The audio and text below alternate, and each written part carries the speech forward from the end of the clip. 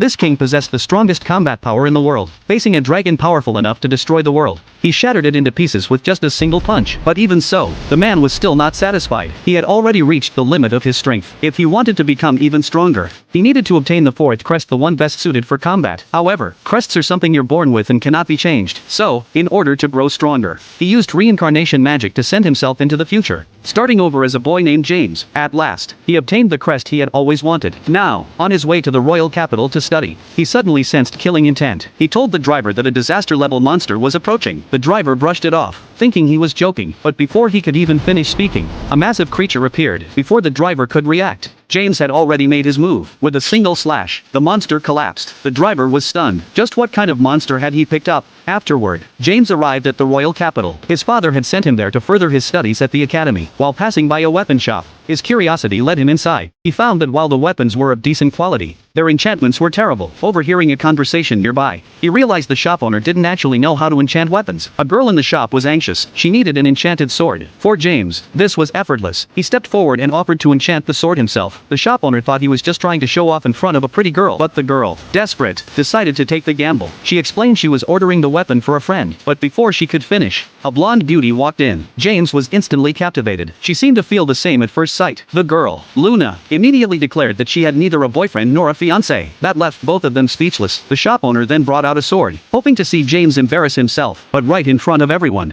James applied 2 enchantments to the blade. The speed alone shocked them all. Whether it worked, however, would only be proven in battle. Then, by accident, the sword lightly brushed against the table and cut through it with ease. Everyone was in disbelief. The shop owner instantly changed his attitude and invited James to work as an enchanter in his shop. James declined. He had come to the capital to enroll in the magic academy. The next day, during the entrance exam, Luna used the enchanted sword James had prepared for her and cleanly sliced through her opponent's weapon. Her opponent didn't even realize what had happened until he noticed his sword had already broken. When it was James's turn, the examiner had been replaced by the captain of the Serpent Knight Order, an old friend of James's father. Confident, the captain declared that, as long as James could so much as touch him, he would personally recommend James pass the exam, regardless of his other scores. James politely agreed. Then he made his move. With a single strike, he knocked the captain's weapon flying. It took him just 1 second to win. The second round was the magic exam. Seeing Luna needing to chant a spell to cast magic, James couldn't understand it. He believed chanting could easily be interrupted and wasn't practical for combat. Soon, it was his turn. The examiner noticed his defective crest and told him not to worry. Even if he failed the magic portion, his other scores could still carry him through. James found this puzzling. He decided to show everyone the true power of the fourth crest. Without chanting, he cast a spell instantly, shattering the common knowledge of this era.